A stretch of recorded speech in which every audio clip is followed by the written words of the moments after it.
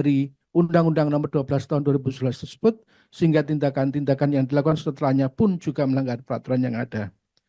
B. Hukum yang dilanggar. Pertama, Undang-Undang Nomor 12 Tahun 2011 Pasal 10 ayat 1 huruf D, yaitu materi muatan yang harus diatur dengan undang-undang berisi tindak lanjut atas putusan Mahkamah Konstitusi, dan ayat 2 serta penjelasannya, tindak lanjut atas putusan Mahkamah Konstitusi sebagai dimaksud pada ayat 1 huruf D dilakukan oleh DPR atau Presiden.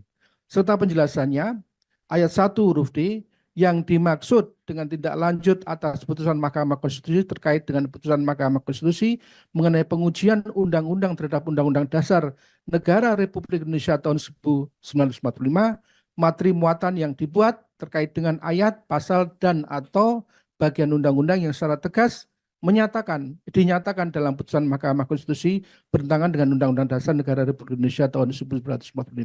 Ayat 2, tindak lanjut atas putusan Mahkamah Konstitusi dimaksudkan untuk mencegah terjadinya kekosongan hukum.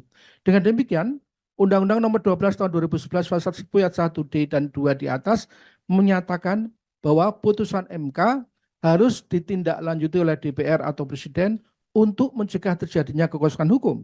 Karena itu, KPU yang mengeluarkan surat edaran nomor 1145 PL 14 SD 05/2023 tertanggal 17 Oktober 2023 yang ditujukan kepada pimpinan partai politik beserta pemilu tahun 2024 untuk mempedomani putusan MK nomor 90 PUU 21 2023 merupakan tindakan yang menyalahi Undang-Undang Nomor 12 Tahun 2011 di atas, karena keputusan MK nomor 90 yang menambahkan usia 40 tahun menjadi berusia paling rendah 40 tahun atau pernah sedang menduduki jabatan yang dipilih melalui pemilihan umum termasuk pemilihan kepala daerah merupakan putusan yang memiliki sifat non-executable atau putusan yang tidak dapat dilaksanakan.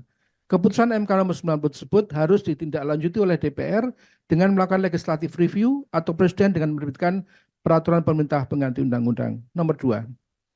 Dengan tidak adanya legislative review dari DPR maupun Perpu oleh Presiden, maka pada hakikatnya peraturan tetap berjalan secara substantif, yaitu Undang-Undang Nomor 7 Tahun 2017 tentang Pemilu yang pada pasal 169 menyebutkan persyaratan menjadi calon presiden dan calon wakil presiden adalah Q, berusia paling rendah 40 tahun.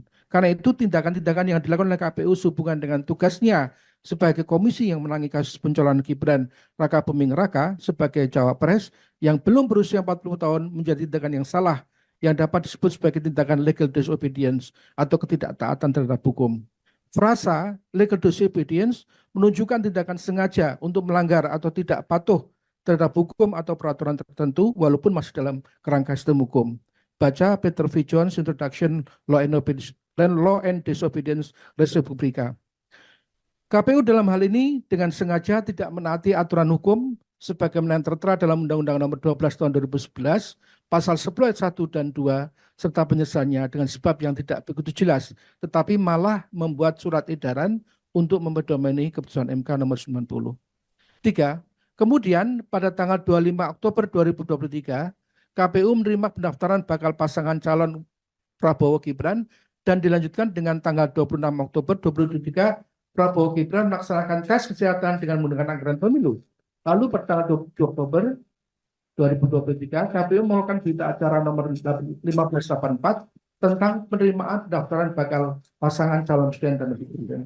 Tindakan-tindakan KPU ini jelas menyalahi Undang-Undang Nomor 7 Tahun 2017 Pasal 169 Q yang menetapkan calon presiden dan wakil presiden harus berusia tidak kurang dari 40 tahun. Nomor 4. Akibat lanjutan dari pelanggaran tersebut secara sengaja, KPU juga telah melanggar peraturan dalam PKPU nomor 19 tahun 2023 pasal 3 tentang pencalonan peserta pemilihan umum presiden dan wakil presiden yang menyatakan bahwa usia calon presiden dan wakil presiden tidak kurang dari 40 tahun. KPU pada tanggal 28 Oktober telah menerbitkan berita acara nomor 1589 tentang verifikasi dokumen persyaratan bakal pasangan calon presiden Prabowo Subianto dan Gibran Raka Buming Raka yang menyatakan dokumen persyaratan bakal calon wakil presiden dinyatakan memenuhi syarat dengan memasukkan klausul yang berasal dari putusan MK nomor 90 bahwa calon wakil presiden telah memenuhi syarat karena pernah sedang menduduki jabatan yang dipilih melalui pemilu termasuk pemilihan kepala daerah. Nomor 5, pada tanggal 3 November 2023, KPU menerbitkan PKPU nomor 23 tahun 2003 sebagai perubahan dari PKPU nomor 19 tahun 2023 tentang pencalonan peserta pemilihan umum presiden dan wakil presiden. Pasal 13Q dari PKPU tersebut diganti dengan pasal 13Q PKPU nomor 23 sehingga bunyinya berusia paling rendah 40 tahun atau sedang menduduki jabatan yang dipilih melalui pemilu termasuk pemilihan kepala daerah. Ini perbuatan legal disobedience yang jelas sekali karena keputusan MK nomor 19 tersebut merupakan putusan yang non-executable karena belum ada tindakan apa-apa baik dari Presiden maupun dari DPR.